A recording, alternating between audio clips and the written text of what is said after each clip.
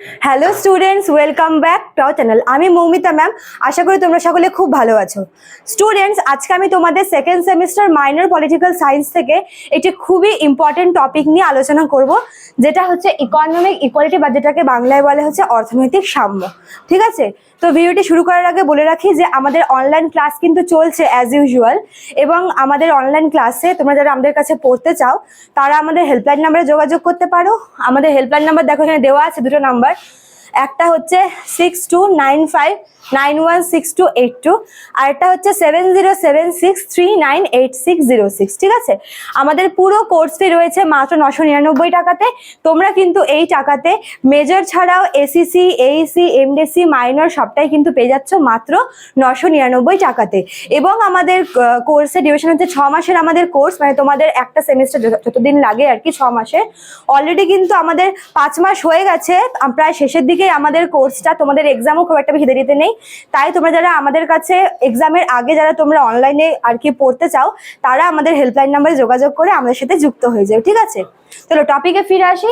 আজকের টপিক যেটা বললাম, অর্থনৈতিক সাম্য। ঠিক আছে, অর্থনৈতিক সাম্যকে দেখো, যদি আমরা সাধারণ অর্থে এটার ডেফিনেশন বলি, সাধারণ অর্থে অর্থনৈতিক সাম্য বলতে বোঝায় যে ব্যক্তির আয় এবং ব্যক্তির সম্পত্তির অধিকারের মধ্যে সমতা। অর্থাৎ প্রতিটি ব্যক্তিরই যে ইনকাম, মানে ইনকামের মধ্যে এবং সম্পত্তির অধিকারের মধ্যে একটা ইকুয়ালিটি বা সমতা প্রয়োজন। ঠিক আছে, এটা হচ্ছে সাধারণ অর্থে বলা হয়। বাট যদি আমরা অর্থনৈতিক ক্ষেত্রে এর ডেফিনেশন দেখি, তবে অর্থনৈতিক ক্ষেত্রে এই মানে ইকোনমিক ইকুয়ালিটির সংজ্ঞা হচ্ছে প্রতিটি ব্যক্তির আয় যেন সমান হয়, অর্থাৎ প্রতিটি ব্যক্তির যে ইনকাম সেটা সমান হওয়া প্রয়োজন।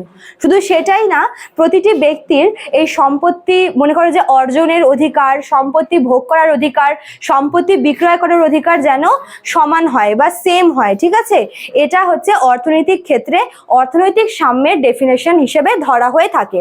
দেখো, আমরা জানি যে আমাদের সমাজে কিন্তু অর্থনৈতিক বৈষম্যটা কিন্তু মানে প্রচুর পরিমাণে দেখা যায়। ঠিক আছে, কেননা আর এই যে বৈষম্যটা, এই বৈষম্যটা কি করছে, মানুষের মধ্যে কিন্তু এক ধরনের ভেদাভেদ সৃষ্টি করছে। অর্থনৈতিক বৈষম্যটা কিরকম, মনে করো যে আয়ের ক্ষেত্রে বলো বা সম্পত্তির অধিকারের ক্ষেত্রে বলো, আমরা কিন্তু মানুষের মধ্যে একটা বৈষম্য দেখতে পাই। ঠিক আছে, এবং এই বৈষম্যটা রয়েছে বলেই কিন্তু সমাজে যে অর্থনৈতিক আর কি সাম্য, সেটা কিন্তু প্রতিষ্ঠিত হয় না।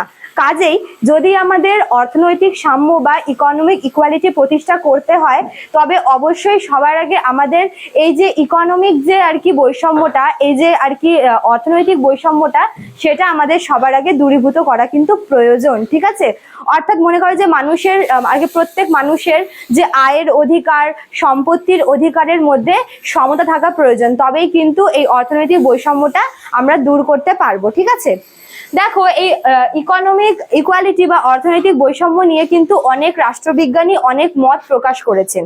যদি আমরা মার্ক্সবাদীদের মতামতটা দেখি, মার্ক্সবাদীরা মনে করেন যে সমাজে যত রকমেরই বৈষম্য হোক না কেন, সমস্ত কিছুর মূলে রয়েছে অর্থনৈতিক বৈষম্য।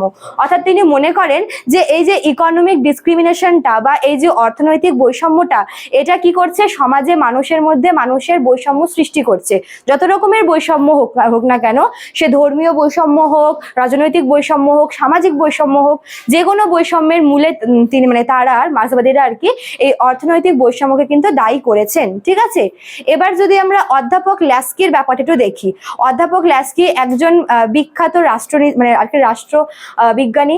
তিনি মনে করেন যে শুধুমাত্র যে এই সম্পত্তির অধিকার সেটা না, তার মনে হয় যে এই সম্পত্তির অধিকারের থেকে সমপরিমাণ সম্পদের অধিকারকে অগ্রাধিকার দেওয়া দরকার। মানে তিনি সম্পত্তির অধিকারের থেকেও আর কি সমপরিমাণ সম্পদের অধিকারকে বেশি প্রায়োরিটি দিয়েছেন, বেশি গুরুত্ব দিয়েছেন। ঠিক আছে, এবং তিনি এটাও মনে করেন যে রাজনৈতিক ঐক্যের মধ্যে যদি আমরা এই অর্থনৈতিক ঐক্যটাকে দেখতে না পাই, তবে কিন্তু একটা প্রকৃত ঐক্য গঠিত হবে না। ঠিক আছে, অর্থাৎ আমরা বলতে পারি যে সমাজে অর্থনৈতিক বৈষম্য দূরীভূত করা প্রয়োজন, তবেই কিন্তু আমরা সমাজে অর্থনৈতিক যে সাম্য বা ইকোনমিক ইকুয়ালিটি সেটা গঠন করতে পারবো। ঠিক আছে, তো এতটুকুই ছিল তোমাদের অর্থনৈতিক সাম্যের উপরে ক্লাস।